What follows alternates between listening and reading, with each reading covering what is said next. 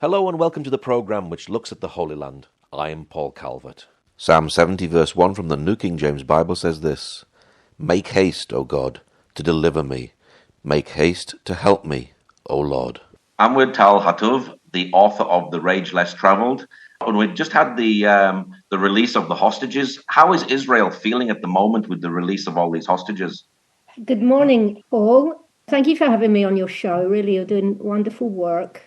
Look, for me personally, I can only talk about it from a personal point of view. When the hostages came out a few days ago, I was so emotional. I was in tears, to see the joy and the relief, but also the pain these people have been through, the torture and the starvation and the beatings and keeping people in cages underground. Like, they have a long, long road ahead. So who wasn't relieved? Every single person in Israel was relieved. But for me, of course, it has the other side of the coin, so to speak, because in this deal, one of the terrorists who attacked me with a machete multiple times and murdered my Christian American friend in front of my eyes, he was released in the deal. So going back to your question about how this feels, look, there's a verse in the Hebrew Bible in the Old Testament from the book of Ecclesiastes, which it says, there's a whole lot of verses about it, but there's a time to be born and a time to die. There's a time for love and a time to hate. There's a time for joy and a time to weep. And I think that it's not an either or. What is this time? If I think about a time for joy and a time to weep, this is that time. It's not one emotion over the other. Obviously, I'm furious at the injustice of it all, and the fact that a murder of an American Christian because they thought she was Jewish. So there is this injustice, which is very important to anybody. Justice is very important to somebody who's been victimized.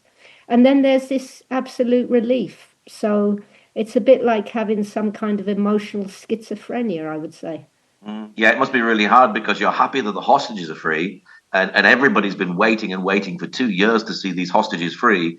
But Israel and yourself are paying a heavy price because you're releasing so many people with blood on their hands.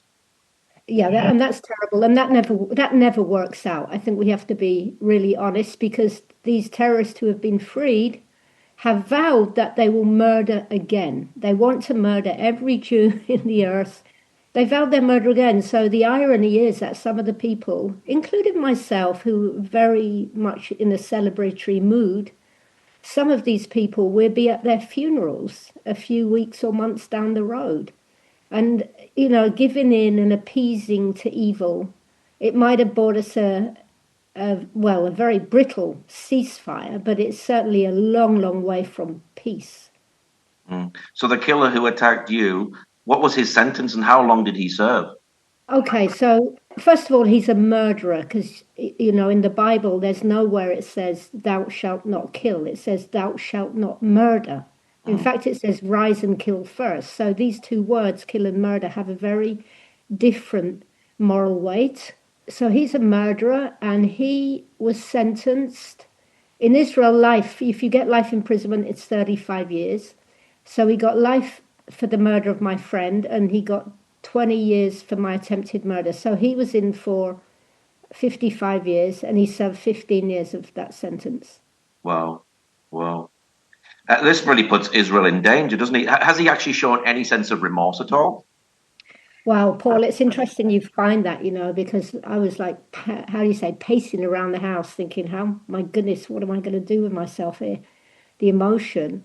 And I've got Arab friends. You know me as a person who has, although I hate the people for what they did to me, I've managed to maintain friendships with Arabs and Palestinians.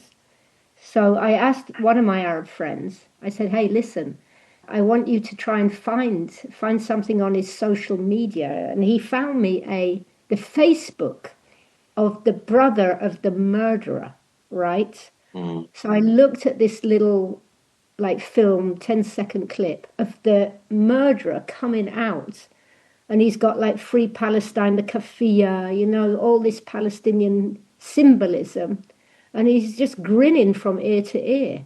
So that's one of the things I wish I hadn't chosen to see that, because it didn't help. But there was almost like a insatiable curiosity and voyeurism, wanting to know what he looks like. Did he suffer? What's his mood now? So I just really wish that I hadn't done that. And I don't know where he was released to. I've told it was initially in Egypt, and then I don't know where they're going to go from there. So are they actually out of the country now? So you're not going to meet him on the street? Yeah, well, not as much as I know. I mean, the process was that they will immediately get deported to Egypt. And then from there, different countries have vowed to take them. I think Britain included, right? Didn't they want some Palestinian refugees, whatever that means? I don't know what the agreement is with Europe, but like I'd heard that some will go back to Gaza. Some will be released into Judea and Samaria, which seems to me nuts, or the West Bank, whatever you want to call it. And some will be taken to Turkey, who is a Muslim Brotherhood terror-supporting state. And some will go to Qatar, which is also a Muslim Brotherhood terror-supporting state. So I don't know exactly where this one will go. But worth pointing out, I think, is over the last 15 years, this murderer has been, or his family rather, have been getting millions of shekels from European and, well, under Biden, taxpayers' money. It's like a little monthly murder stipend. And, you know, the interesting thing is, when I've visited Bethlehem, I visit my friends there, wonderful people, who I won't say their name. And when I tell them, good Christian people, and I say, you know, the Palestinian Authority is paying monthly salaries to people who murdered Jews, and the more Jews they murder, the more wealthy they get. And I find it's a very hard thing for Palestinians to actually believe. And I brought the papers, the documents, the court, the prison statement that showed them. And they believed me then, but I think it's very, very hard for a lot of Palestinians to actually believe, especially the Christian Palestinian population, very hard for them to believe that that is what their leadership would do. Mm-hmm. Do you have a fear that, like, particularly if they go to Europe, that they will set up terror cells within Europe? Well, I think that already there are terror cells in Europe, right? I mean, we saw a Islamic terror attack in Manchester a couple of weeks ago. Every other day, there's recording of rapes of non-Muslim women. There have been several hundred terror attacks in Europe. Some of them have been thwarted. So it wouldn't be like if they went there that they'd have, let's just set up a terror cell, because it already exists. Now, they might, if they go to Europe, of course, they'd find certainly something to join and exacerbate the violence there, the terrorist Islamic violence that's already going on. Mm. Did Israel pay too heavy a price, or did they have to make a deal with the devil? It's like I said from the beginning, right, Paul? It's like I think we paid a much too heavy a price. But the price, you know, what were we paying it for? What was our reward? I mean, it's one of those most unanswerable questions. There was like a Holocaust scholar who described the situation of the Jewish people, the Jewish leadership under the Nazis in the ghettos, right? Where the Jewish leadership have to answer to the Nazis. They have to obey the Nazi command, but the Jewish leadership also have to take care of their people who are in a terrible situation. So this Holocaust historian describes that situation as choiceless choices. Whichever way you turn, it's going to be a bad deal. And I think that's what's happened here. I've got to say that I think that the ultimate release of so many murderers, I do think that the likes of the British, you know, I still have British citizenship. I've been in Israel since high school. But I think the likes of the British government, they had their part in that, because they unilaterally announced recognition of the state of Palestine. I mean, nothing was decided about borders, nothing, and the Hamas actually thanked them. So I think that this sloppy and really rather abhorrent step by the British government, which isn't actually fair on the Palestinians who are living under kind of a tyranny, let alone fair to Israel. But I think this statement by the British government was one of the factors that corroded the alliance in the West, the moral alliance for Israel, they abdicated from their morality. And in the end, Hamas saw the British government as siding with them. And President Trump comes along and it's like, let's just get this done. So I wouldn't just think it was just a bad deal for Israel. I'd see how Israel got into this position in the first place.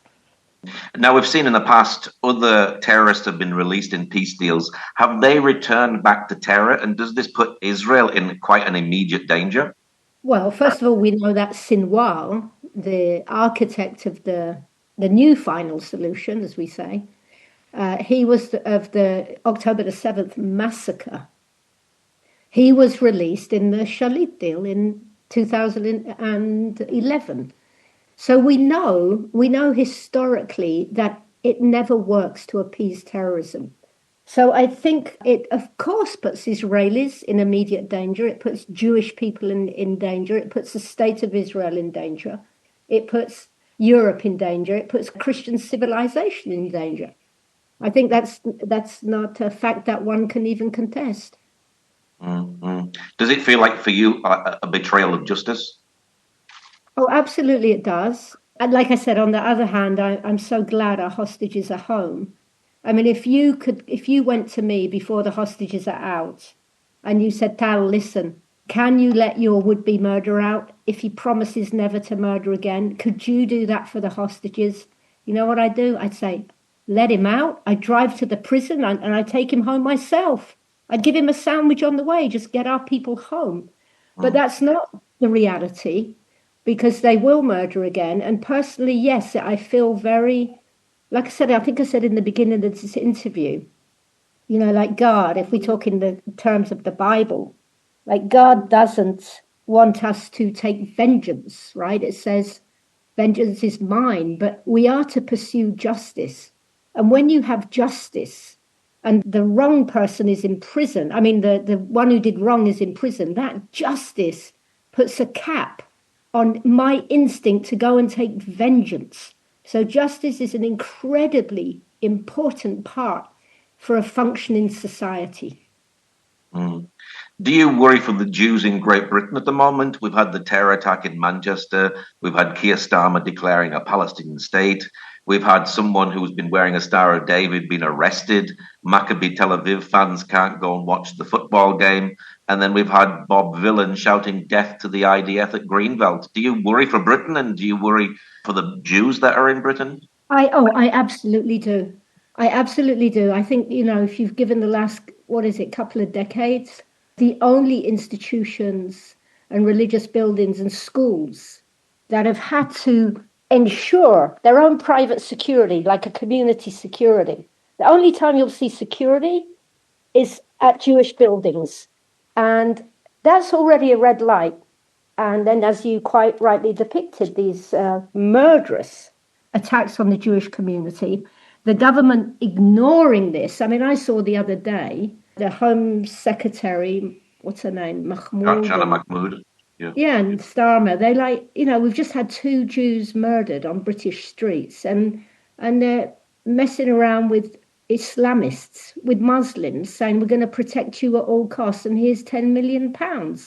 But show me the threat on Muslim people. Who's ever gone and do you know what I mean? It's like there was an attack, a horrible terror attack, when somebody drove into a mosque years ago. I was actually in London at the time, and that you don't have that anymore. I mean, people are not going burning mosques or shooting at Muslims, but the refusal of the British government to even mention this kind of an attack as an Islamic terror attack, it's going to backfire. It's going to backfire because in the end, the British population are going to feel unsafe. The Jews certainly feel unsafe. And in the end, because it's not defined who are the terrorists here, people are going to start taking the law into their own hands, and that's never a good thing. Mm. So it's very interesting following the debate in Britain, like what happens, Tommy Robinson, who's you just say his name and everybody has an immediate opinion without even met him. Mm. I was his guide in 2016. I mean, I'd actually not really heard of Tommy. The name rang a bell. But I've been in Israel too long, and And then this is only 6 years after I'd been attacked and I wasn't back to tour guiding.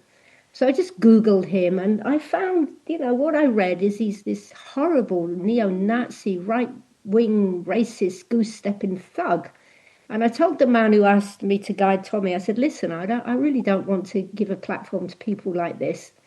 But this guy, Brian, he told me, he said, listen, read the book, read Tommy's book, just postpone your decision and read the book. So I read the book, Enemy of the State. And I'm a writer myself. And I think one of the things that is impressive about a book is when you can actually hear the author's voice. It's like he's sitting right next to you and chit-chatting in your ear, right? And just from a literary point of view, Tommy's book was fabulous. But what I read in the book, which were Tommy's words, were nothing like what I was finding on the general mainstream media or on Google. So I found that fascinating and I bit the bait. And I said, yeah, I'll take Tommy around. I want to get to the bottom of this. And he comes over with a black friend of his. We drive around Israel for 8 days and I've got a Muslim friend of mine in the car. I took him actually to I can't say the name, but a Palestinian so-called refugee camp. He spent the afternoon there. He really wanted to meet everybody. And then one day we're up at the Golan Heights. Now this is way before October the 7th. And there's a tour guide. You could ask I always ask the soldiers. We went to an army base, just passed by. Always ask the soldiers, do you mind if my tourist stands on a tank? And perfectly okay. And Tommy wanted a picture of himself on a tank. And he's in his boxer shorts, flip-flops, stands on a tank. A soldier gives him a gun without the magazine in it. And Tommy holds this like he's holding something stinky. He doesn't want it too near him. And we're laughing. And Tommy puts this on his social media. It was just a silly moment. The soldiers were saying, oh, you're so feminine. And when Tommy puts this on the media, the next day, one of the main British papers, it was headline story, far-right activist standing on tank in war-torn region. I mean, Israel wasn't even in war. And when I saw that, I thought, that was a defining moment for me. That what Tommy said is he is persecuted by the state. And why do I say that? Because he's been speaking up for the Jewish community. He's been speaking up for Israel. He's on a trip into Israel now. And I understand the Jews because Tommy is a big voice, right? But the Jewish community in Britain, they seem to think if you take Tommy Robinson out of the equation, then the Islamists or the jihadists who have now got really political places in the British government, the Jewish community seem to think if Tommy would just shut his mouth, it's all going to go away. But it's not going to go away. And in that sense, Tommy Robinson is irrelevant to the discourse in Britain. Jews, with every day that pass, are feeling less safe and less safe. Do you think it's time for the Jews to come home? Look, I'm not one to decide what people want to do. But as somebody who works in Holocaust education, the situation of the Jews in Germany when Hitler came to power was the same predicament, right? There's like an increase of propaganda and hate speech, and it escalated very quickly in Germany. But I think, why would I say that? I'm comparing the situation, like most German Jews in 1933, you wouldn't know they were religious. They were very much assimilated. They saw themselves as first and foremost Germans and only then Jews. And you don't know what's going to happen in the future, right? It's like, got to sell up the house. And what about the grandkids? And I'm already 50 years old. What kind of work am I going to get in their case, in England or something like that? And the last thing in us as human beings, the last thing to die is always hope. We say, oh, this isn't the Germany I know, or in the case of England, oh, this isn't the Britain I know. This is going to get better. And I don't see any guarantee, especially under this present government and with unlimited migration and unchecked propaganda and incitement coming from the Muslim community. I just can't see that it is going to get better. And if it's not going to get better, it's going to get worse. And if it's going to get worse, then absolutely, I think that Jewish people should start planning to pack up and come back to Israel. Now, you've written the book, The Rage Less Traveled. Tell us about that. I wrote that. I started writing in trauma therapy. It was very, trauma therapy, it makes me traumatized thinking back to it.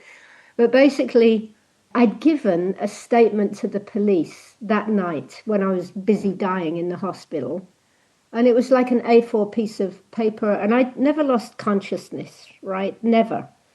And later that statement was, how do you say, paralleled with the confession of the terrorists, forensic evidence. And the statement was absolutely true. There were no, I wasn't then writing a memoir, right? It was a statement. So in trauma therapy, I handed it to the therapist, and it was grueling, Paul, what I had to do.